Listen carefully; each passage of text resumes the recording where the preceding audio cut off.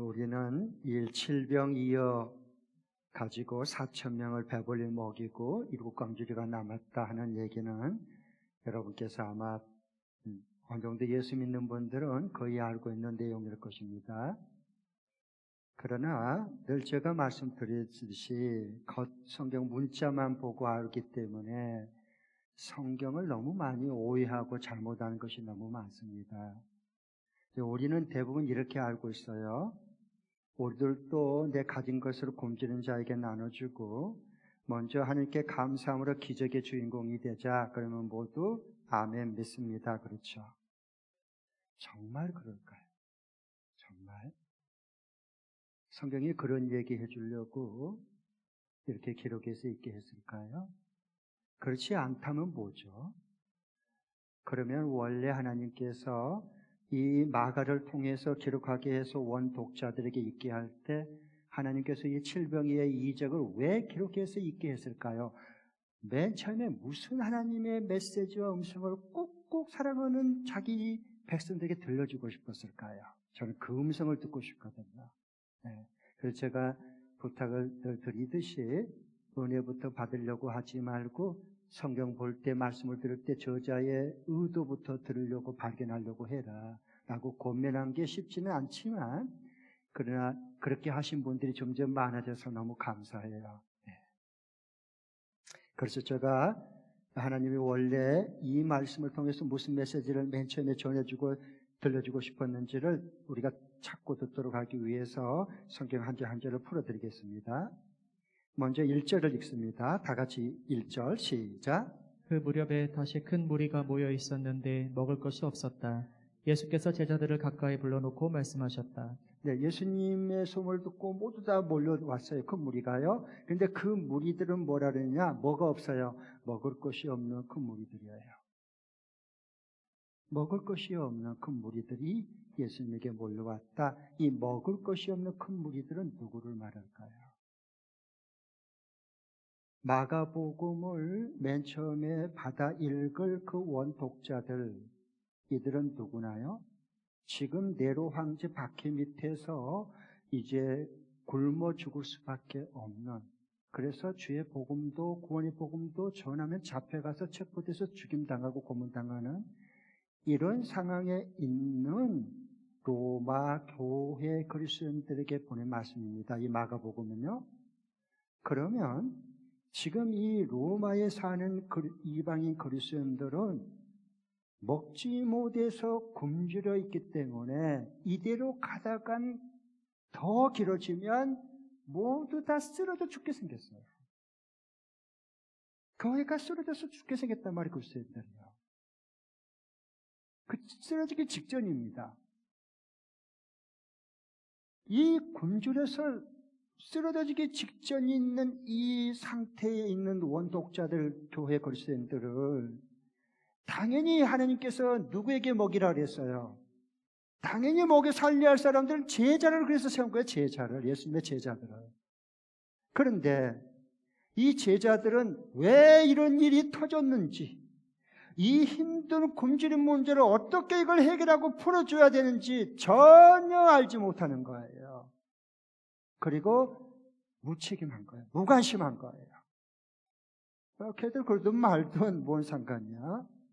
이렇게 제자들이 그렇게 되어가니까 그 당시에 이 말씀을 받아 읽을 이 원독자들, 로마의 이방인 그리스도인들은 점점 그리스도인들이 더 힘겨워지고 더 힘들어져서 이제 쓰러져 죽을 직전이 됐어요. 그래서 이걸 안타깝고 긍휼히 여기신 하나님께서 당시 이방인 이 교회가 안고 있는 이 현실적인 문제, 이 굶주림의 문제, 이 고통의 문제를 30년 전에 예수님께서 행하셨던 빈들의 광야에서 굶주렸던 그 자기 백성들을 칠병이어의 이적을 통해서 이렇게 먹여서 살렸지 않느냐 라는 그 굶주림의 문제를 해결해 주기 위해서 이 칠병이어의 이적을 성경에 기록해서 있게 한 것입니다. 아멘. 정말 기대되지 않습니까? 왜? 그게 저와 여러분의 문제이기 때문에. 그렇죠? 그래서 성경은 어제나 오늘이나 영원토록 살아있는 진리의 말씀, 생명의 말씀, 살리는 말씀입니다. 그런데 어떻게 우리가 성경에 관심을 갖지 않을 수가 있겠어요? 그렇죠? 자, 그러면 2절을 보면 우리 주님이 이방인들 이 큰 무리를 보고 왜 그토록 가엾게 여기고 불쌍히 여겼을까를 설명해 주는데요. 먼저 2절 보십시오. 시작. 저 무리가 나와 함께 있은 지가 벌써 사흘이나 되었는데 먹을 것이 없으니 가엾다. 저 무리가 나와 함께 있는지 예수님이 말씀하세요. 저 무리가 이 무리들이 나와 함께 있는지가 벌써 사흘이 됐다, 3일이 됐다. 그런데도 먹을 것이 아무것도 없다. 그러니까 내가 그들을 보니까, 굶주린 그들을 보니까 너무 가엾고 불쌍하다. 예수님의 마음이 그래요. 불쌍히 여겨지고 가엾은 마음이 드는 거예요. 넘어갈 수가 없고 외면할 수가 없어요. 왜? 내 배고픈 것처럼 저들이 굶주린 모습이 보여지니까 그래요. 그래서 굶주린 지 3일째가 됐어. 사흘째. 여러분 일주일 금식해 보신 분 알겠어요? 일주일 금식해 본 분 계세요? 여기? 일주일 금식하신 분. 3일 금식하신 분. 지금까지 한 번이라도 해보신 분. 손 들어봐요. 아유, 감사해요. 많이 있구나. 고맙습니다. 금식도 한 번씩 해보세요. 내가 얼마나 먹는 거 앞에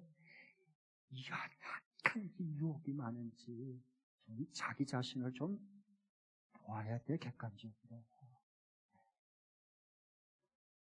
일주일 금식에 보면 제일 큰 고비가 언제냐 하면요, 고통했다가 금식한 지 딱 3일째 될 때가 제일 힘듭니다.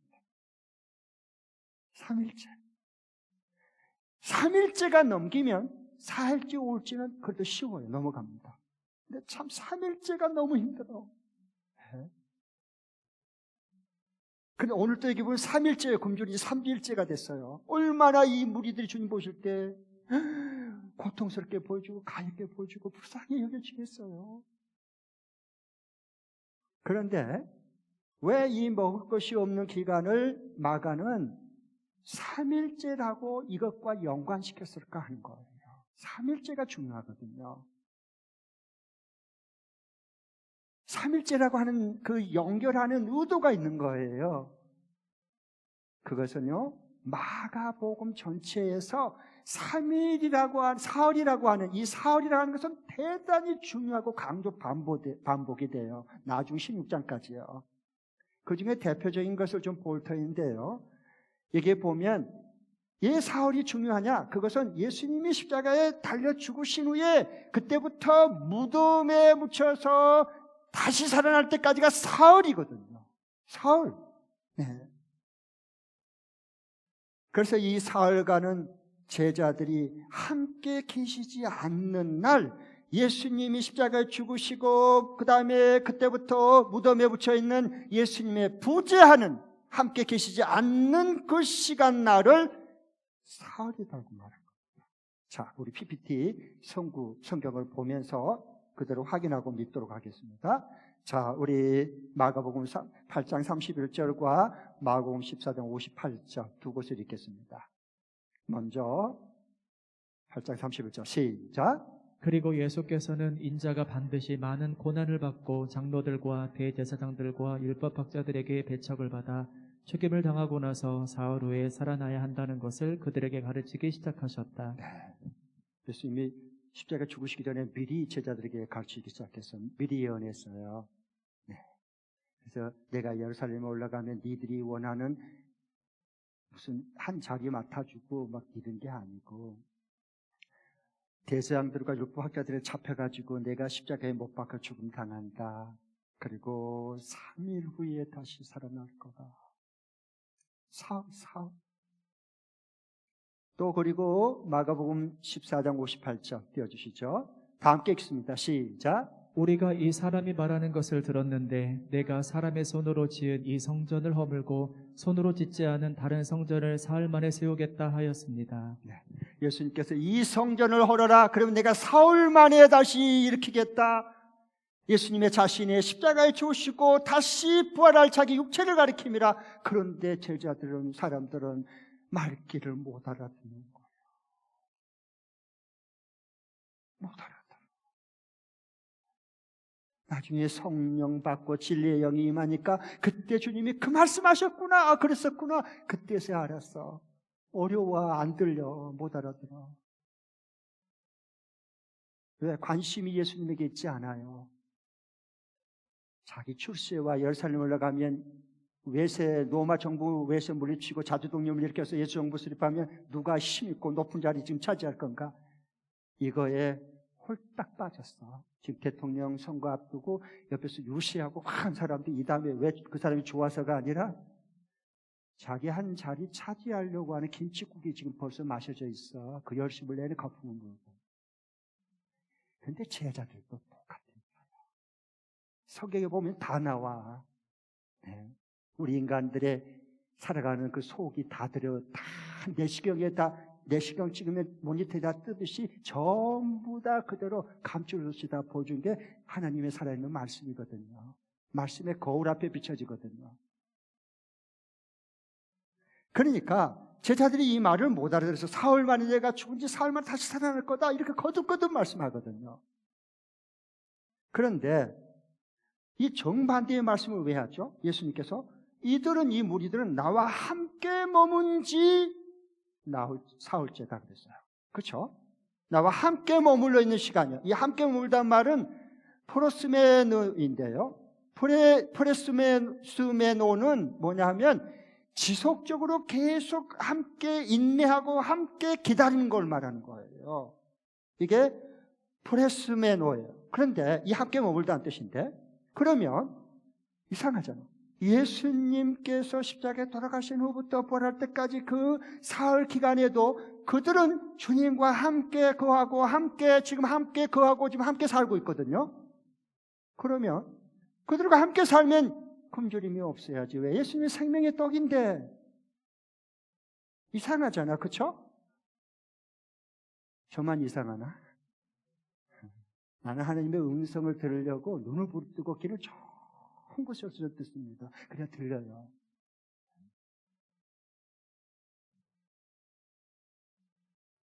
그러면은 이들은 주님과 함께 사는 것과 다름이 없다는 뜻인데, 왜 그러면서도 이들에게 먹을 것을 가지고 있지 않다고 또 성경 기록할까?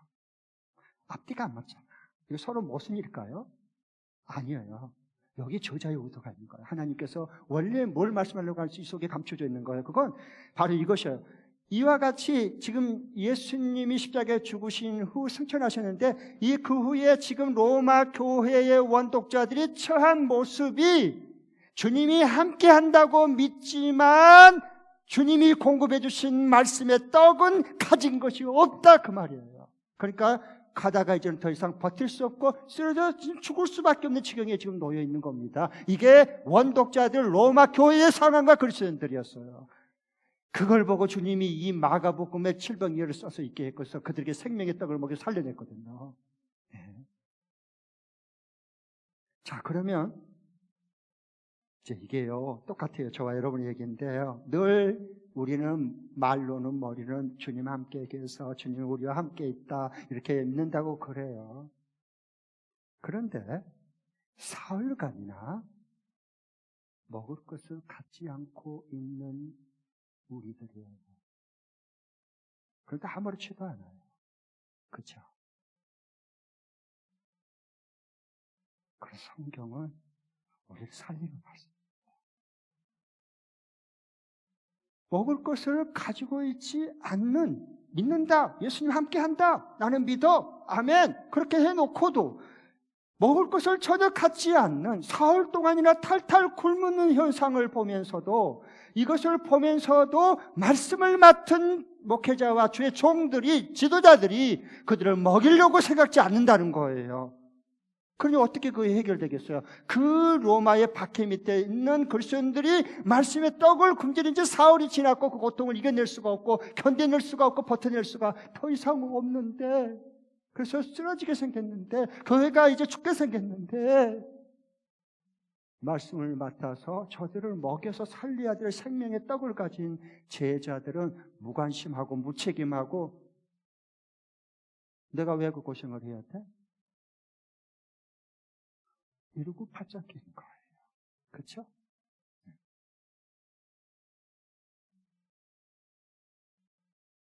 그래서 예수님께서 이들의 제자들을 깨우쳐 주기 위해서 이 말씀을 기록하고 있게 했는데, 너희가 먹을 것을 주어라 그래요.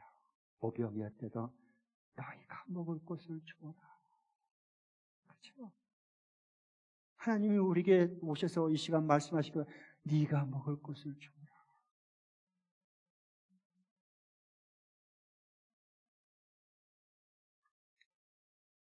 이 주님의 생명 주는 떡을 니들이 먹을 것을 나눠줘라. 그래서 이 제자들은 먹을 수 있도록, 얼마든지 먹일 수 있도록 12광주리를 남께서 각각 한 광주리씩 주님께서 이미 주셨고, 그리고 칠병회에 여기에 7광주리를 이미 가지고 있어요. 이미 받았어요. 니들이 좀 먹을 것을 줘 갔다가. 그런데 그럼에도 불구하고 도대체 왜 이방인 그리스도인들은 지금 그들을 먹이지 못하고 있을까요? 12광주리, 7광주리 생명의 떡을 다 이미 받았고 가져 있음에도 불구하고 왜 저들은 굶주려서 지금 쓰러질 지경이 됐을까요? 그걸 말해주고 싶은 거예요, 성경은. 그것은 이 제자들에게 예수님이 저들을 긍휼히 여기고 가볍게 여기는 마음이 없다는 거예요. 마음이 없어.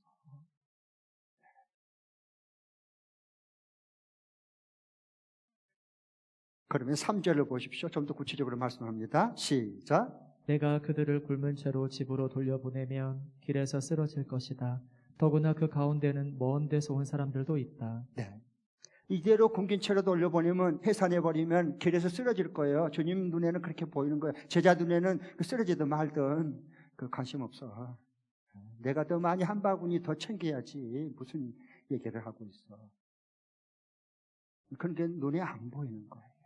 예수님의 눈에는 사흘 동안 저들이 나와 함께 더 굶었는데 그냥 집으로 해산시켜서 돌려보내면 저 분명히 가다가 쓰러질 거야. 못 돌려, 그냥은 못 돌려보낼 것 같아. 안타까워서. 사랑하기 때문에. 그런데 그 중에서는 어떤 사람도 있다 그랬어요? 그 가운데는 먼 데서 온 사람들도 있다 그랬어요. 이 먼 데서 온 사람은 뭐냐? 디아스포라들. 저 먼 나라에서 돌아온, 여기에 참여한 디아스포라, 흩어진 유대인들도 이 중에 있었다는 거예요. 그들은 먼 데 가기도 돌아가기 전에 죽어버린 거예요. 그러니까 그냥 돌려보낼 수, 굶겨서 보낼 수 없다는 거예요. 그 주님의 이 안타까운 마음이 있어야 되거든요. 안타까운 마음이.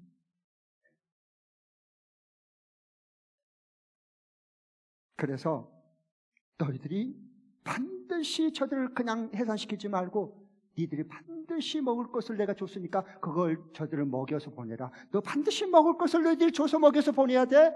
라고 주님께서 당부하고 또 당부하는 거예요. 그런데 제자들의 반응을 보세요. 제자들은 이 주님의 말씀을 듣고 어떻게 반응하고 뭐라고 말하는지 보십시오. 4절입니다. 4절 시작. 제자들이 예수께 말하였다. 이 빈 들에서 어느 누가 무슨 수로 이 모든 사람이 먹을 빵을 장만할 수 있겠습니까? 네. 제자들을 보세요. 뭐라고 예수님께 이 말씀 듣고 말하죠? 이 빈들에서, 광야에서 어느 누가 먹일 수 있고 무슨 수로 어떻게 이들을 다 먹일 수 있는 빵을 준비하고 장만할 수 있겠습니까? 못합니다. 난 못해. 이렇게 저와 여러분의 모습이지 않습니까? 말씀에 대한 우리의 반응 그대로 보여주잖아요. 100%. 나는 못할 것만 구실을 딱딱 찾아다고 변명하고 구실을 꽂다가 얼른 둘러대잖아요. 기가 막히게 둘러대잖아요. 주님이 말씀했음에도 불구하고, 그 말씀을 들었음에도 불구하고 적용은 안 하고 싶다는 거야. 주일 말씀 들어도 삶의 목적 모임 때 가서 적용은 안 하겠다는 거야. 뭐 그렇게 자꾸 짜증나게.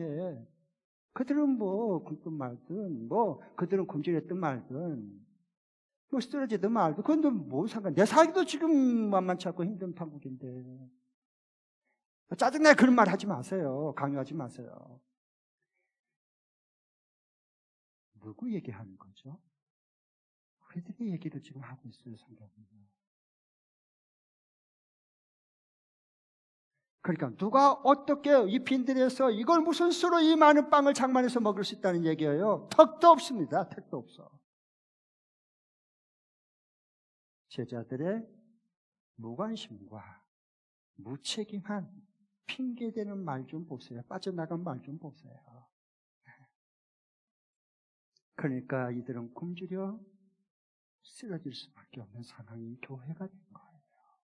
자, 그러면 이 오병의 이적을 기록한 저자의 의도는 뭘까? 이제 감을 잡았죠. 이 굶주린 이방 그리스도인들에게 과연 누가 먹이고 어떻게 해서 먹여서 이 문제를 해결할 수 있을까? 저들을 살려낼 수 있을까? 그 해결 방안으로 뭘 제시했어요? 30년 전에 있었던 예수님이 빈들에서 철병이의 이적을 일으켜서 배불리 먹고 일광주로 남는 그 사건을 클로즈시켜가지고 해결을 구체적인 제시를 해준 겁니다. 그래서 이 문제를 풀어갈 수 있도록 놀랍지 않습니까, 성경은? 네. 그러면 첫 번째, 이 굶주린 큰 무리들을 누가 먹일 수 있느냐? 누가 도대체? 누가 해야 될 건가? 네. 누가 고양이 목에 바구를 달 건가? 서로 네가 전부 다 이런 얘기하고 있잖아요, 지금. 그렇죠? 변화 안 돼요. 변화 안 돼. 예수님 알 수가 없어요. 예수님 믿어도 예수를 만난 적이 없어요. 그러니까. 그럼 누가 먹이느냐? 5절을 보십시오. 누가 먹이라고 그러니까 하나님께서 5절 정확하게 말씀하죠. 시작. 예수께서 그들에게 물으셨다. 너희에게 빵이 몇 개나 있느냐? 그들이 대답하였다. 7개가 있습니다. 네, 예수님께서 그래, 제자 너희들이 먹여야 돼. 왜? 너희들이 빵 몇 개 있니? 7개 있습니다. 그러면 됐다. 니들이 그거 가서 먹여. 누가 먹여야 되죠? 제자들이 먹이는 거야. 목회자뿐만 아니라 제자 되겠다는 길을 걷는 목자, 목녀가, 교육 목자가 먹이는 거예요. 생명의 떡을 저들 굶주린 저들을 보면서. 그래야 살아나지. 네?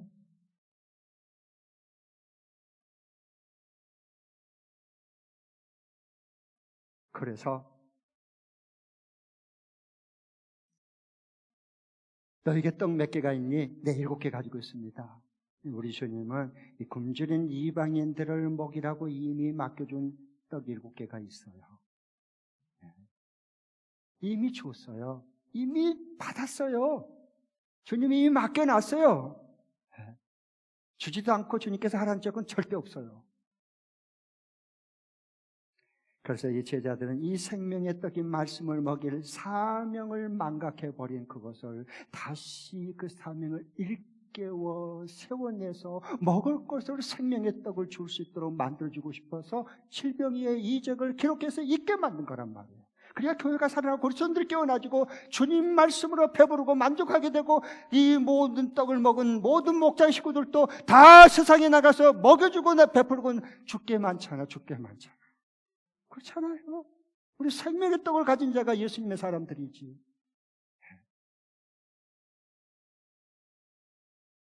그러면 이 광야의 굶주림 먹는 문제가 왜 발생했을까 하는 거예요. 이상하죠. 생명의 떡을 이미 가졌는데, 제자들에게 이미 줬는데, 12광주리, 7광주리 다 가지고 있음에도 불구하고, 그럼에도 불구하고 왜 도대체 이 빈들의 광야의 굶주림 먹는 문제가 왜 발생을 안 해야 되잖아요. 근데 왜 발생했을까? 이런 일이 터졌을까요? 그건 가진 떡이 없어서가 아니라 떡을 가진 제자들이 가서 나누지 않았기 때문에 아셨어요? 왜? 굶주린 자, 쓰러질 것 같은 저들을 보는 이 제자들은 주님이 가졌던 긍휼히 여기고 불쌍히 여기고 가엾이 여겨지는 그 주님의 마음이 이들에게는 없었기 때문에 떡을 가지지 못해서가 아니라 주님의 긍휼히 여기는 마음을 잃어버렸단 말이에요. 그러니까 굶주릴 수밖에 없어요.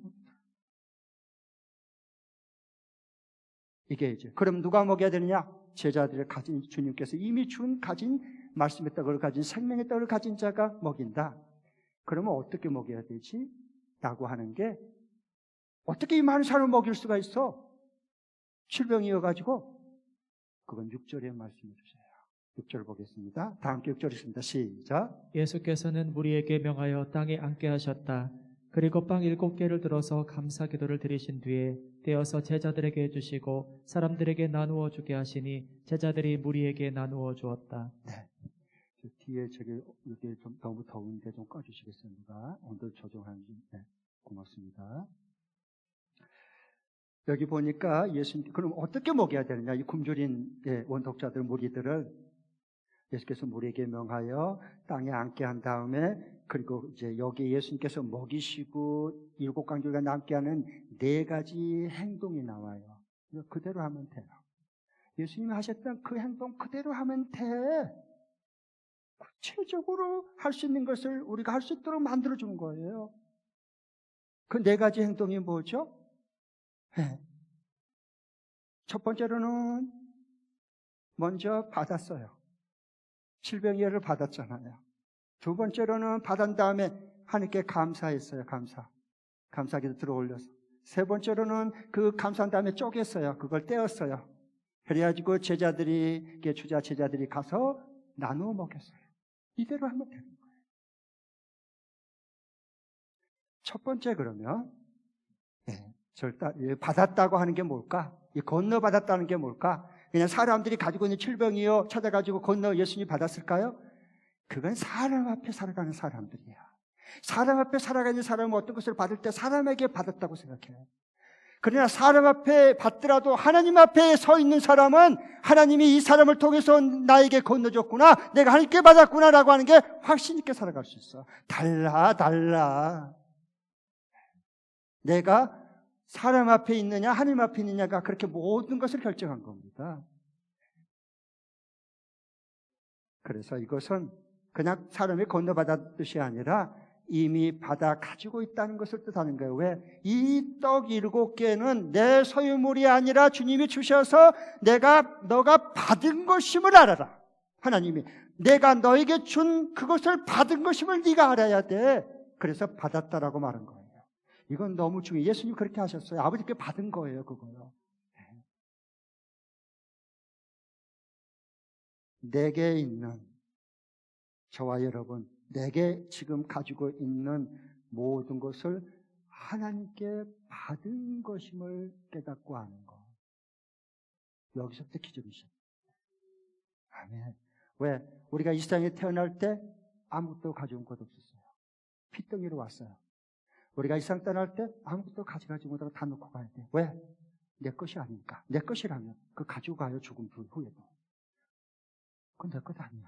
하나님 내게 잠시 동안 이 세상 사는 동안 맡겨준 거예요. 한때로 그 물질을 사용하라고. 아셨죠? 네.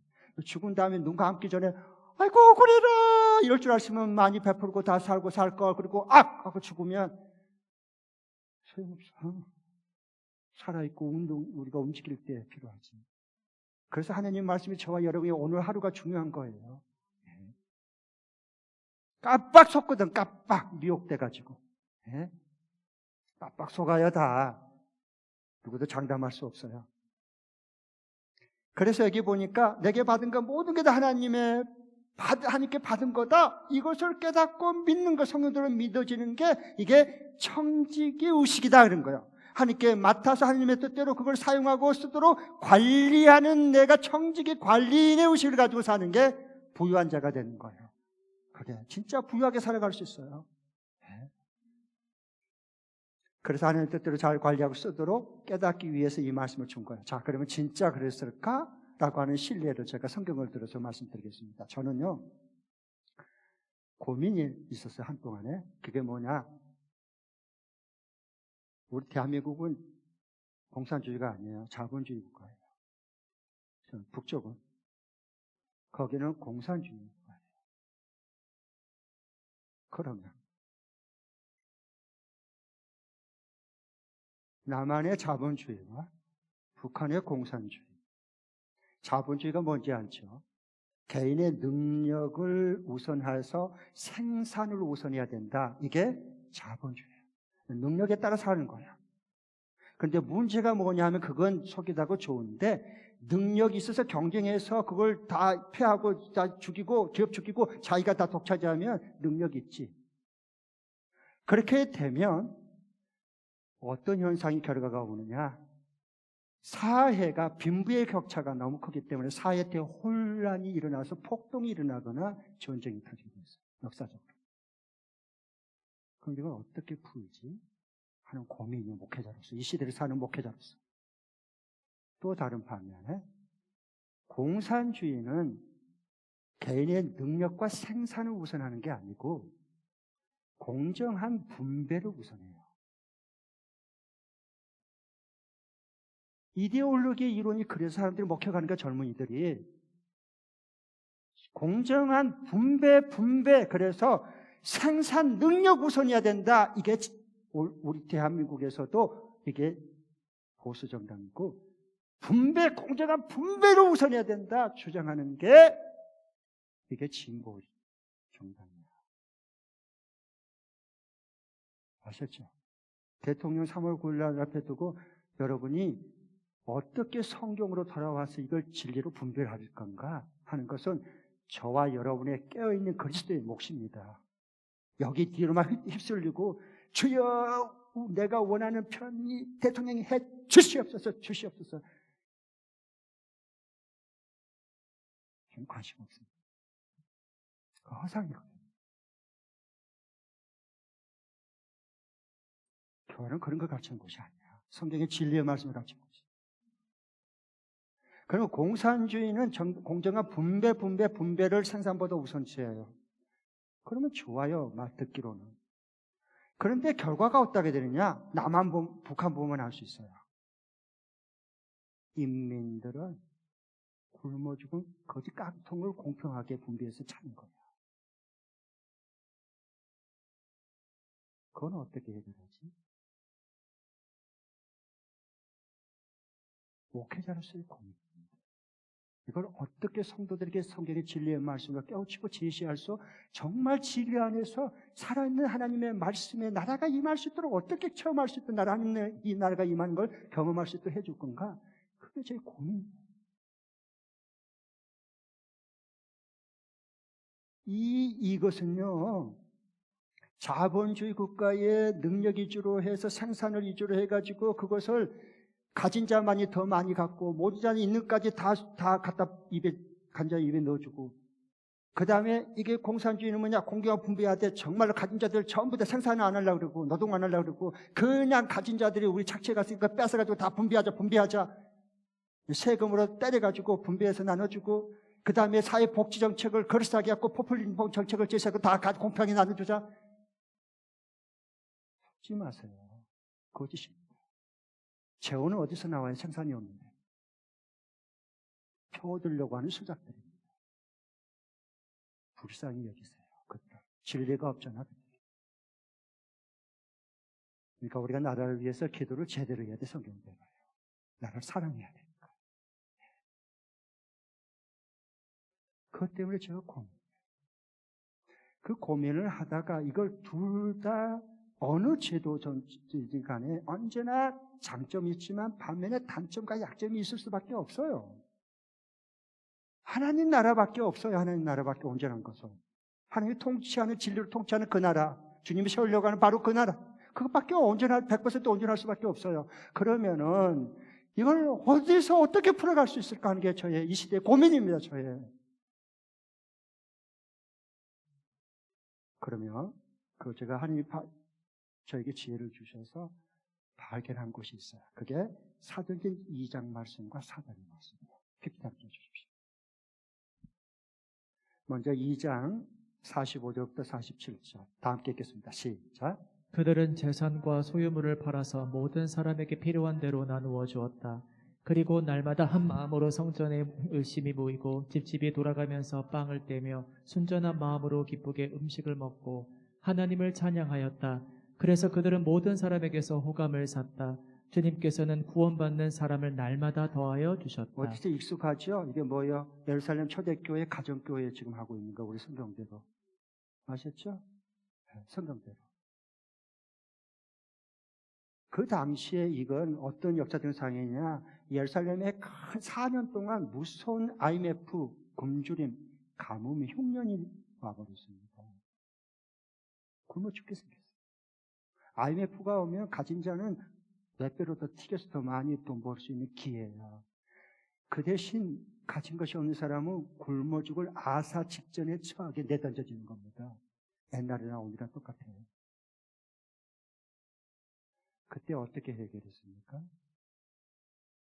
저는 그 눈여겨본 거예요. 성령께서 하시는 일. 진리의 성령께서 이걸 풀어내셨어요. 어떻게 풀어내실 줄 아세요? 자기들이 가진 것을 하나님 맡아 함께 받은 것으로 여겼어요. 오늘 여기 700년 2절을 읽는 것처럼 하나님께서 내게 이때를 위해서 내게 더 많은 것을 내게 맡겨준 거야. 왜? 하나님 뜻을 따라 굶주린 저들을 베풀고 떼어서 내게 쪼개서 내 가진 것을 나눠줌으로 저들을 죽음에서 굶주림에서 다시 살리려고 그대로 했습니다. 아셨죠? 왜 이게 중요하냐? 자, 저를 잘 보세요, 여러분. 저 눈 감지 말고 한두 분이 눈 감고 있는데 지금은 입신할 때가 아니야. 자다가도 마땅히 깰 때야, 지금은요. 그래야 여러분의 삶이 달라져, 앞으로. 성경대로 살아갈 수 있어요. 성경을 보면 제가 깜짝 놀란 게 단 한 사람도 여기에서 빼앗긴 자가 없어요. 반대로 단 한 사람도 누구 것을 빼앗은 자가 없어요. 그럼에도 불구하고 모두 다 배부르고 남았어요. 이건 뭐지? 이건 뭐지? 저는 성경을 그렇게 봅니다. 내 하루하루 삶이 너무 소중해. 그 다음에 4장을 보겠습니다. 사도행전 4장에 보면 좀 더 구체적으로 얘기하는데요. 4장 31절 32절 다 함께 있습니다. 시작. 그들이 기도를 마치니 그들이 모여있는 곳이 흔들리고 그들은 모두 성령으로 충만해서 하나님의 말씀을 담대히 말하게 되었다. 많은 성도가 다 한 마음과 한 뜻이 되어서 아무도 자기 소유를 자기 것이라고 하지 않고 모든 것을 공동으로 사용하였다. 성령이 임하고 진리의 영으로 충만하게 되니까 어떻게 됐어요? 이들은요, 모든 신도들이 다 자기 가진 것을 자기 것이라고 여기지 않는다는 거예요. 왜? 하나님께 받은 것이니까. 그래서 그 필요를 따라서 서로 기쁨으로 서로 베풀고 섬기고 나눴어요. 누가 하신 거예요? 하나님의 성령께서 하신 거예요. 이것을 하나님이 이 땅 위에 세우려고 하는 하나님 나라, 여당, 야당, 정권 교체, 정권 재창조가 아니라 하나님이 다스리는 모두 배부르고 모두 남을 수 있는 한 사람도 빼앗은 자가 없고 한 사람도 빼앗긴 억울한 자가 나오지 않는 이 하나님 나라가 임하는 겁니다.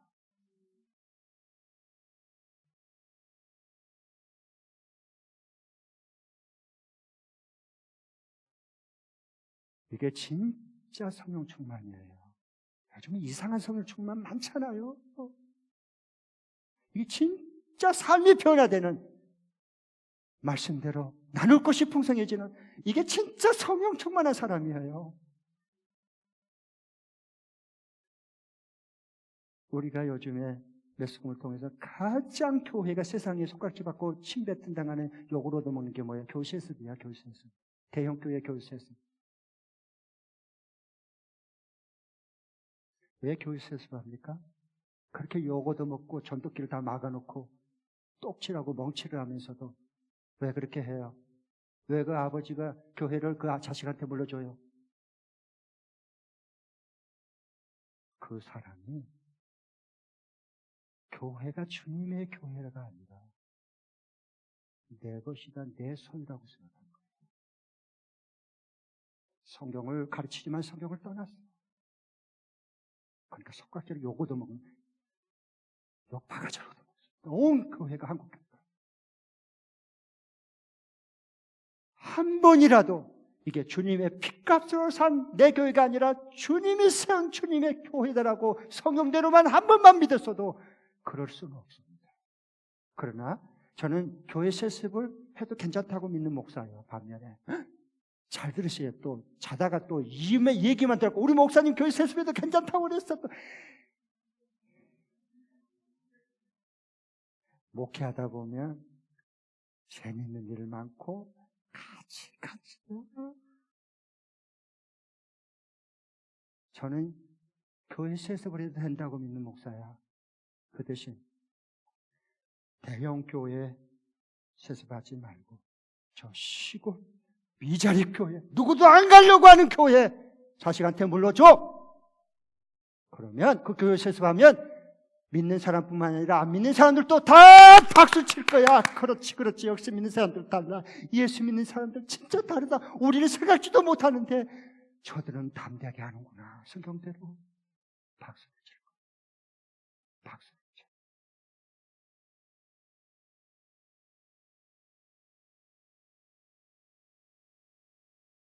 교회가 성경을 떠났습니다. 돌아오세요. 지금이에요.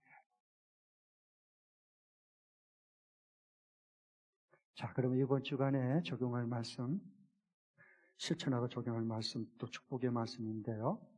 말씀드리려고 합니다. 내가 가진 것이 내 것이 아니라 주님께 받은 것임을 자각했다면 내 삶 중에 나타나는 세 가지 증거가 반드시 나타나요. 이 증거를 보면 내가 정말 하나님께 받은 것으로 사는지 아니면 이건 내가 노력해서 힘들어서 보니까 이건 내 것이야 라고 하는지 그냥 드러나. 이 세 증거가 이게 내가 하나님께 받은 것으로 내가 지금 가지고 살고 있구나 라고 하는 것. 그러면 하나님이 내게 맡기실 때는 분명히 하나님의 뜻이 있을 거야. 그걸 구하고 산 사람은요 이 세 증거가 반드시 나타나게 돼 있어. 첫 번째로는 저를 따라해 주세요. 감사가 솟아난다. 감사가 솟아난다. 첫 번째로 감사예요. 6절 중반절 봐보십시오. 6절 중반절 예수께서는 무리에게 명하여 땅에 앉게 하셨다. 그 다음에 그리고 빵 7개를 들어서 뭐 했어요? 감사 기도를 드렸어요. 감사 기도. 하나님께 감사 기도. 왜? 하나님께 받은 것이니까. 감사해야 인생이 행복하고 풍성함이 오는 거야. 불평하면 불신이야. 그건 하나님의 말씀을 믿지 못한 불신은 반드시 입으로 불평이 나와요. 요 불신과 요 불평은 신형제야. 알고나 불평하세요. 알고나 불평. 감사하면 다 하나님께 받은 것인데 인생이 풍성해지고 행복해지는 거야. 그때부터. 행복은 딴 데 있는 게 아니에요. 성경대로 믿으면 행복해져. 그래서 예수님도 받은 것 가지고 하나님께 먼저 감사하잖아요. 감사가 솟아나는 거야. 떡 7개를 들어서 하나님 앞에 먼저 감사한 거 왜? 주님이 내게 이걸 맡겨준 것이기에. 주님이 내게 맡겨준 거 받은 것밖에 없기에. 감사하다. 행복하다. 그 다음에 두 번째는 따라해 주세요. 쪼개어진다. 여기 보니까요 6절에 감사기도를 드리는 후에 뭐 있어요? 떼어서 제자들에게 나눠주셨어요. 이 떼어야 돼. 이 쪼개져야 빵을 이거 쪼개야 돼요. 오늘 성취하시겠죠? 뭐예요? 예수님이 그냥 야 이거 떡 먹어 그렇게 줬어요? 아니요. 이건 내 몸이다. 자기 살점을 뜯어서 쪼개서 이거 뭐 먹어. 너는 살아야 돼. 난 십자가에 죽지만 너 살리고 말 거야. 그래서 그 사랑의 떡을 생명의 떡을 점점 먹은 거예요. 떼어서 쪼개요. 감사하고 대부분 우리 감사한 거 한번 드리고 끝나. 쪼개은 것을 못해요. 한국교회가 더 많이 가지려고 움켜쥐려고 하는 거야. 그래야만 감사하겠다는 거야. 그러니까 생각이 가난해. 풍성한 생각 자체가 안 나와. 항상 배고파서 얻어먹으려고 어디서 떡고물 안 떨어지나? 이런 시시한 그릇들을 대신합시다, 진짜. 예수님 어떻게 했어요? 누가 이걸 먹여야 됩니까? 어떻게 먹여야 됩니까? 먼저 받은 거 감사하고 있는 거 쪼개야 돼요. 떼어내야 돼요. 마음이 좀 아프지만 아까운 마음 들지만 하나님 말씀에 아멘! 찢어서 떼어내야 돼요. 떼어내야. 그 연습을 해야 돼. 왜? 하나님이 내게 준 것은, 받은 것은 쪼개어서 나누라고 준 것이기 때문에 반드시 나누기 위해서는 누군가가 나누기 위해서는 반드시 그 먼저 쪼개어지고 떼어져야 되는 거예요. 저는요, 말씀 받고 목사님 은혜 많이 받았습니다. 감동 많이 받았습니다. 나는 그것 들을 때요, 그 다음에 은혜 받고 감동 받았다면 쪼개고 있나 안 쪼개고 있나, 자기 것 떼가지고 준지 안 준지, 나 그것 봅니다, 여러분. 제가 그냥 키가 작기 때문에 아무나 그냥 안 본 줄 알죠? 여러분 한 사람 한 사람 그 다음 행동 제가 다 보고 있습니다. 그 도와줘야 되니까.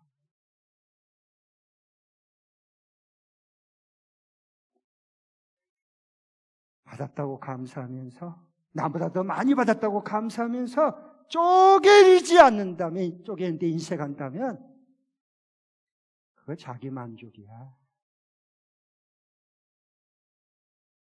싸구려 은혜야 그건. 이게 무슨 하나님 나라와 의미가 있어요, 그런 것이? 그럼 어쩌라는 거예요? 의미가 없어요. 예수님이 그래서 어떻게 이걸 먹일 것인가, 저들은. 그래서 가진 것을 쪼갰어요. 그리고 세 번째 어떻게 했어요? 저를 따라해 주세요. 제자들에게 주셨다.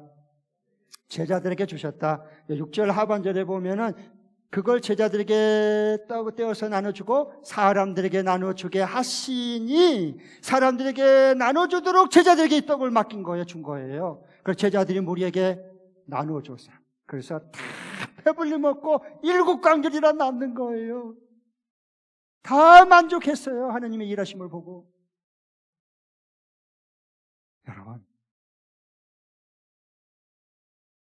진짜 행복한 성경 하나님 주신 감사 한번 해보실래요? 어떻게 하면 감사가 진짜 감사냐? 내가 더 받아서 감사한 게보다 하나님이 이렇게 받은 것을 하나님의 지시와 말씀을 따라 필요한 사람에게 나누는 감사가 받은 감사보다 커야 됩니다. 예수님 닮은 사람, 예수님 삶을 이 땅에 재현시키는 사람들, 그런 축복이 함께 하시기를 바랍니다. 기도하겠습니다. 다음